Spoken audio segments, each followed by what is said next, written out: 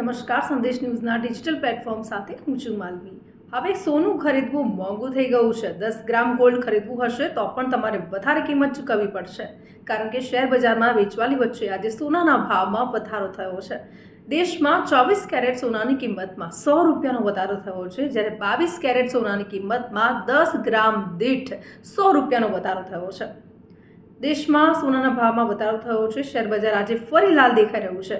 દલાલ સ્ટ્રીટના જો મુખ્ય ઇન્ડેક્સ સેન્સેક્સની વાત કરીએ તો 723.59ના ઘટાડા સાથે કારોબાર કરી રહ્યો છે।